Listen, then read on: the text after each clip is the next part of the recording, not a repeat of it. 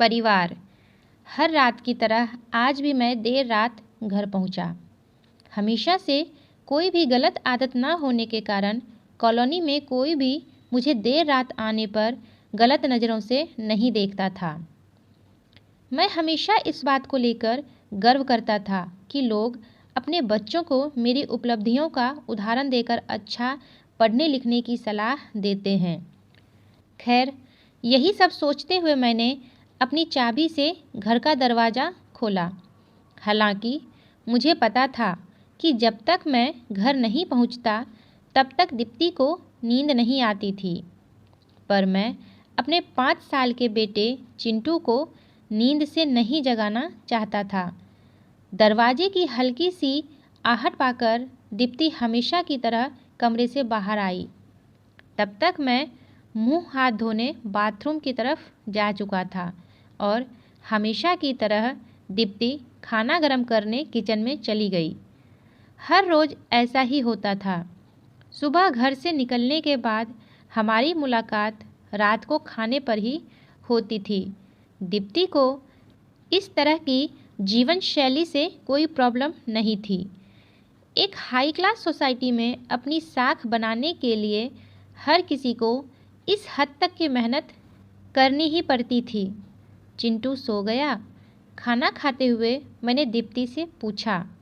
हाँ, काफ़ी देर से आपका इंतज़ार कर रहा था, लेकिन फिर इंतज़ार करते करते ही सो गया, दीप्ति ने शिकायत भरे लहजे से कहा। लेकिन हर बार की तरह मैंने मुस्कुराकर बात को टाल दिया। अगली सुबह रात को देर से सोने के कारण हर रोज़ मैं सुबह देर से ही उठता था। लेकिन जब तक मैं उठता तब तक चिंटू स्कूल चला जाता था। चिंटू की हमेशा शिकायत रहती कि मैं उसे कभी बाहर घुमाने नहीं ले जाता और शायद इसी बात को लेकर वो मुझसे नाराज़ भी था। हमेशा की तरह मैंने उठकर दीप्ति को आवाज़ लगाई और बाथरूम में घुस गया। थोड़ी देर में ही दीप्ति नहाने के लिए गर्म पानी ले आई। तुम नहीं होती तो मेरा क्या होता? हमेशा की तरह मैंने पानी की बाल्टी लेते हुए अपना घिसा पिटा डायलॉग मारा और हमेशा की तरह दीप्ति मुस्कुराते हुए खाना की तैयारी करने किचन में चली गई। खैर, ऑफिस के लिए तैयार होकर जब मैं डाइनिंग टेबल पर आया तो चिंटू मुंह फुलाए बैठा था। क्या बात है जनाब, आज स्कूल नहीं गए? मैंने प्यार से चिंटू के बालों पर हाथ घुमाते हुए बोला। आज संडे है, चिंटू ने गुस्से भरी आवाज़ से कहा। काम की भाग दौड़ में मैं यह भी भूल गया था कि आज संडे है और आज दिन में मैंने चिंटू के साथ मूवी जाने का प्रॉमिस किया था। लेकिन आज तो मुझे क्लाइंट मीटिंग के लिए ऑफिस जाना था।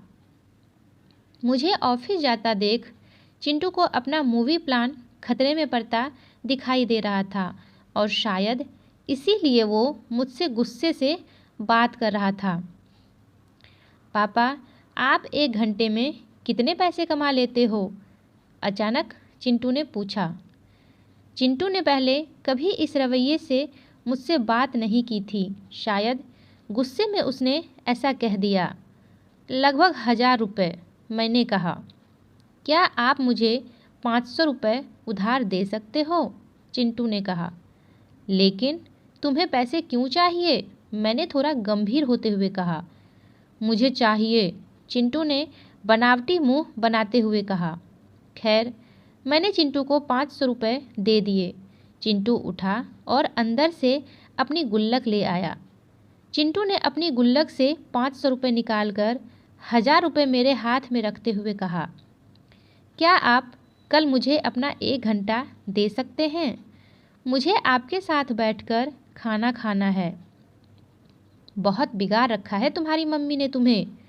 चिंटू की इस हरकत पर मैंने गुस्से से चिंटू को एक थप्पड़ लगाते हुए कहा।